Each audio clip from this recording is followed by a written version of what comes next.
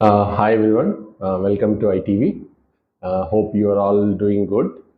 In this video, I just wanted to cover a few other topics which are related to my previous video on studies in abroad and how to check H1B lottery, all the details, apart from how the layoffs are affecting the fresher jobs, and then which city to move in India for better career opportunities if you have completed graduation. And then, apart from US, are there any good countries to migrate in terms of bachelor or family?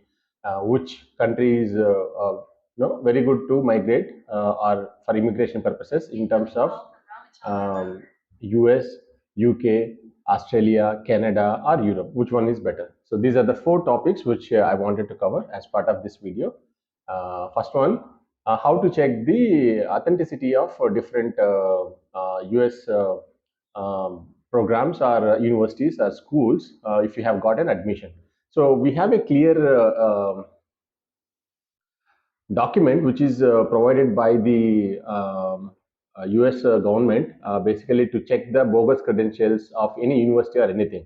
Okay, so in this video, I'm sharing you a portal where you can actually check how you can actually verify whether the credentials which you have got are genuine or not.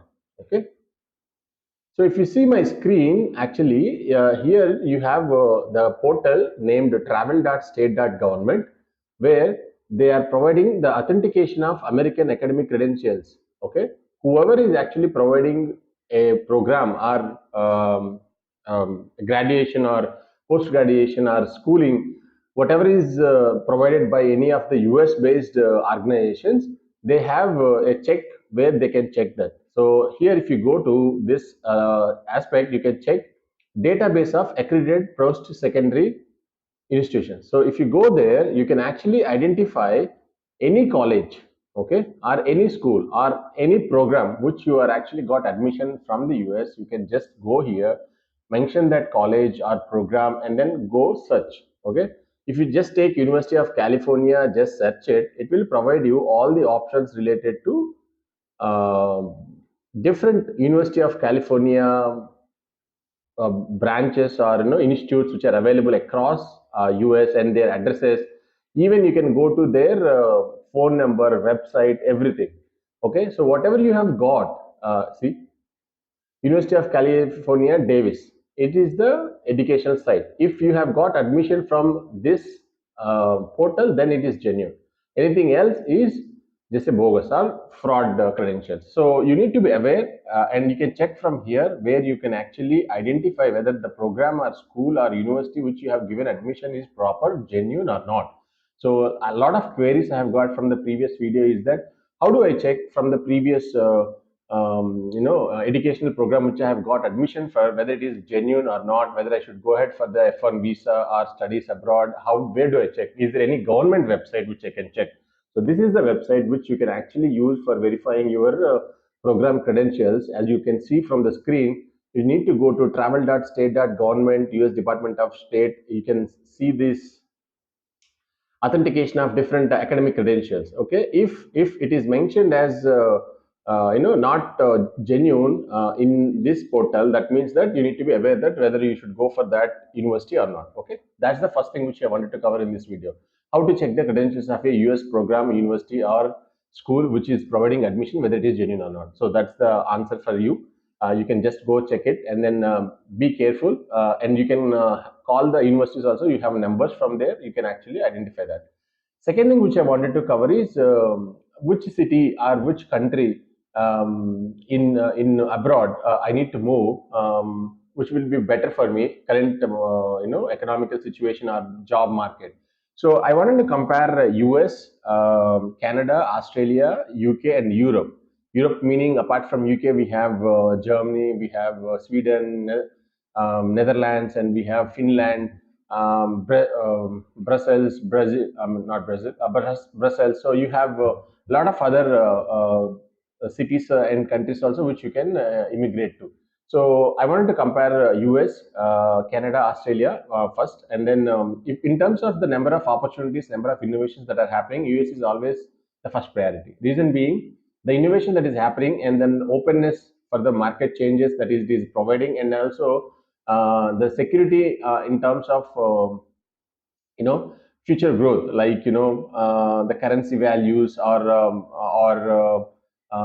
if you can go for a job, how much you must be earning, all that aspects compared to Europe, UK, or Australia or Canada. US is having best options, so it's always better to go for US. But when you ask me whether I should go for studies, or whether I should go for H1B, or whether I should go for L1, other visas, I would always suggest that go for H1B, and then studies is when you are in the beginning of the career, just you have completed graduation and you have waited for 1 year to get job, but you haven't got job, but your financial situation is very good. Then you can go for studies, and then from there, after doing MS, you can go for OPT, CPT, and then you can go for a corresponding H1B from any company, and then you can go for full time. That's the career path if you are actually just graduated and your financial situation is very good. But I always suggest, if you are actually good in terms of academics, and then you have very good skill in programming languages, India is also offering very good opportunities, especially in recent times. You can actually do a lot of things in India itself. If your financial situation is average, you can actually work hard in India, get good jobs, make your financial situation stable, and then you can plan to go abroad based on H1B or other visas, where you can actually get a job there. And in terms of Canada, I heard that the weather itself is there, little on the colder side, and also the amount of community of Indian diaspora compared to US is less, and most of the times people are going to Canada to move to US later after a few years when you have become Canadian citizen. So basically, the favor is towards US only, even if you are going to Canada. So I would say Canada is secondary, but I also have seen that Canada has very few software related centric innovations compared to any other US, Europe. It has other non-software jobs which are actually thriving in Canada. Okay, manpower thriving, not actual software. So if you are not going for software, then maybe Canada is a better option. But if you are going for software, the number of opportunities are actually limited compared to other cities, and also the weather condition is a little on the colder side, which you need to manage accordingly. And then I have heard that the community is also comparatively less when you see from other countries. And third one is Australia. Australia has got good opportunities in terms of software, especially few cities like um, Canberra, Sydney, and then they have got good opportunities. So you can go for Australia, but in Australia, what I've seen that is the immediate PR conditions, the permanent residence conditions, are actually becoming stricter day by day. So first you need to check whether you are actually eligible for the PR, and then whether you are going for studies, or if you are going for a job, how do you get the job visa and everything. You need to follow a good consultancy. But I always say that Australia has got little this thing, racial abuse, all of these things are informed, but I'm not sure. I haven't been to Australia, but it's also needs to be concerned when you actually check for going for Australia, which city you are going, whether how much of the incidents are happened, all of that you check it. But I prefer Canada over Australia. Reason being, Canada passport is little. I would say if you become a citizen, it has more power compared to the Australian passport. So if you want to become a citizen of any country, Canada weighs more. And then in terms of the resources available in Canada is so huge that you can actually become an entrepreneur, and then do any other entrepreneurship related activities. You would become thriving in Canada. And third thing is Europe, UK. So UK for the last 3-4 years, it has seen a lot of issues in terms of global economic crisis, and also it has started putting up rules in terms of who you wanted to, I would say, bring in to the country, and also how much of the immigration people you have to limit, and also how much is the tax rate. They have started putting a lot of conditions on that, and then they are struggling itself. So even I have seen many people struggling or going there getting jobs. The market is very bad situation, and I would not say uh, to go UK for the next 2 3 years because the conditions are in such a situation where it has to recover economy first, and then you can go for more higher IT spending. Then you will get software jobs, and then comes the Europe.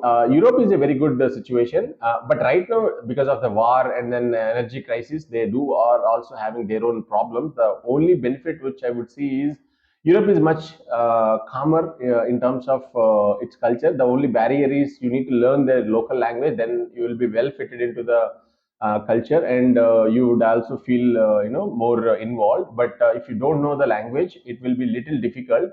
Not many people will speak English the same way they speak in Canada, US, or Australia. So it will be on the tougher side if you don't know the language.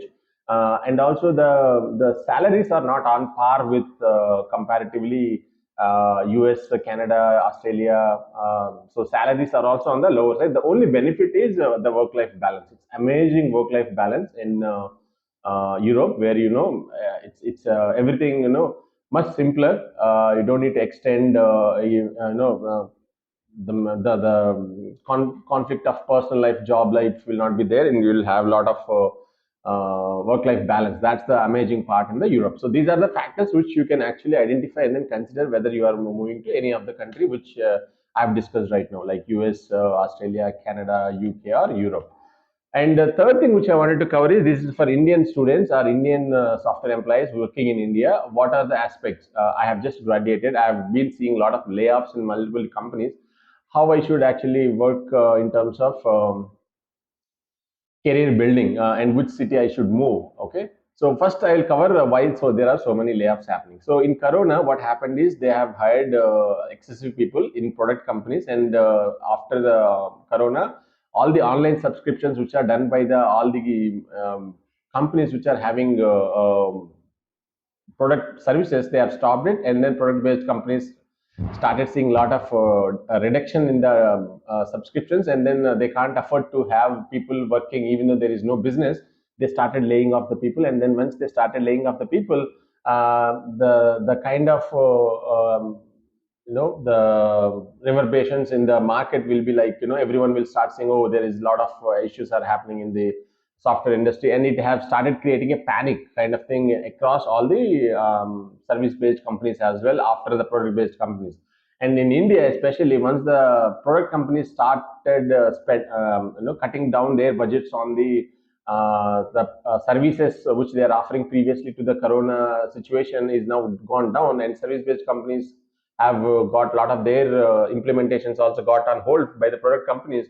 These service based companies have to find a way to actually showcase the revenues are not going down, they are also okay. And if market is very I would say it's very difficult to maintain the expectations of a stock market. If you see a lesser revenue or anything, the people will make the stock go like wild. I mean, they short like anything, and then make the company will be in trouble. So they have to maintain their revenues. What they do first thing is cut the cost. What's the first thing to cut the cost? Cut the employees, because in IT industry, only capital which they are having is employees. So they cut the cost of employees. So to identify whom to cut the cost, they are identifying multiple, like those who are not performing, and someone they are saying BGV issues and all. These are all temporary reasons for them to identify a candidate to actually not to make a noise when he is leaving. So they will say these are the reasons why we are laying off you, and then this is a temporary phenomenon. It will not be going for long. I would see 2024 it will start picking up, because the amount of panic that have created, it will be going down by 2024, and then the layoffs will not be there. And I would see a good product based companies started getting the normalization of the business, and accordingly it will actually start seeing the service based company contracts renewed. As soon as the service based company contracts gets renewed from the product based companies, they will not lay off. They think that, okay, if I don't have resources, the contract may go in vain. So what they will have is, let's not lay off, let's keep the resources, and if the contracts are actually not getting renewed for longer periods, then they will see the layoff thing again. So that's not an issue right now. After 2024, what I'm actually expecting. And then the fourth thing which I wanted to cover in this video is who we should actually which city in India is better for career building if I have just graduated and have been on job hunting for like 1 year and I haven't got a good opportunity, and which city I should move to. And I would compare here Bangalore, Hyderabad, Pune, Mumbai, Chennai, and Delhi NCR. Okay, first preference for me is Bangalore. I have been in Bangalore for the last 6 years. I have seen amazing number of startups coming up, amazing number of people using those services offered by the startup, and then you will get a very good network, and anyone who you speak to, you might learn something new. And because the amount of people concentration which are related to the software only is too good in Bangalore, and you might get jobs by through references, or you might get jobs in startups. You might get jobs by a lot of other innovations which are happening in Bangalore. So I would always prefer Bangalore is the first priority for software people, to start career building and also to start to know different aspects of the software career, because you can see a regular employee career also, you can see an entrepreneur career also, you can see a services based offerings which you wanted to do, that career also. A lot of options are there in Bangalore. The only thing is little high on the cost of living, but you need to identify where to live and then how to actually survive in such a situation.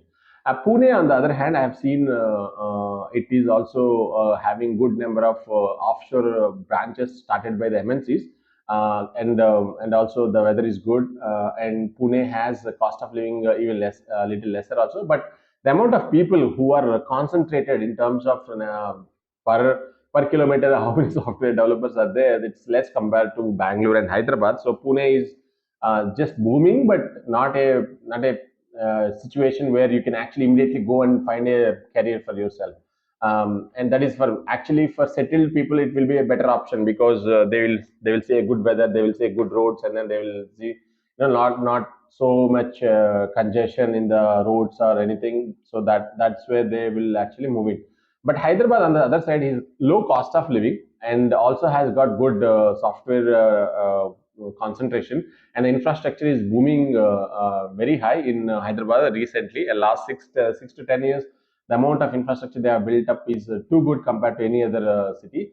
The only thing is, again, the startup culture is not on par with Bangalore. Bangalore startup culture is always on the top in the topmost in the India. So Hyderabad is actually good for cost of living and also regular employee career, but entrepreneurship career, it is always Bangalore. But you can also have start your own things in Hyderabad, because T Hub is there, Innovative Center is there, so there are a lot of options there. But if you are a new guy who doesn't know anything, and you just start going through T Hub, but you need to know how many of the people who have gone through the same path have got successful, and for that you need to see the prior years success stories, and how many of the prior years success stories. Bangalore has long history, so that's where you can get more knowledge. Hyderabad has recently started up. And when it comes to Mumbai, Delhi NCR, and Chennai, they are actually on the other side of the software. They are on the consumer side of the software. Okay, Mumbai have got biggest financial brands, head offices who are consuming the services of the software. Okay, so if you want to be on the client side and you want to be on the finance side, Mumbai has got a lot of opportunities. Just that cost of living is higher, and also Mumbai have got I would say the other aspects of the software industry is not that startups are coming from Mumbai. So those are the disadvantages. But only for the local people, it will make them look good, better. But if you want to be on the client side, you can start seeing multiple options on the Mumbai. And Chennai have more on the automobile side, where you can see a lot of opportunities who are the automobile related aspects or textile related aspects. You can find the Chennai clients are having client side opportunities. But the software side, services side, it is also growing, but not on par with Bangalore or Hyderabad or Pune. And Delhi NCR is primarily on the Noida, Gurgaon, and Delhi, primarily on the head offices of the almost all the main MNCs or the foreign brands. Their head offices are in these three cities.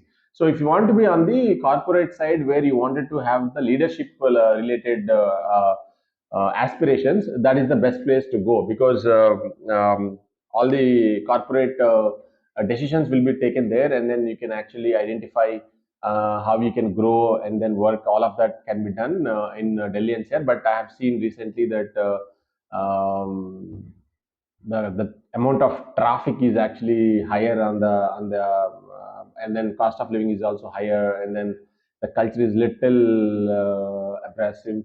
So we have to see those things. So I would primarily say Bangalore is the first choice, Hyderabad second, and then Mumbai or Pune as the third, Delhi NCR fourth, Chennai fifth. In terms of services based software career building is the criteria. Okay, so nothing else is the criteria. So that's what I wanted to cover in this video. I hope you like it, and any of the questions which you have going forward, you can put a comment, or you can share it, and then we can actually try to help in the next video. And we would like to I would like to ask everyone to please like, subscribe, and then share it to the needy people, so that it will help them to build their careers. And then it will also help me to, it will encourage me to actually do more of these videos. Thank you everyone, thanks for your time watching this video.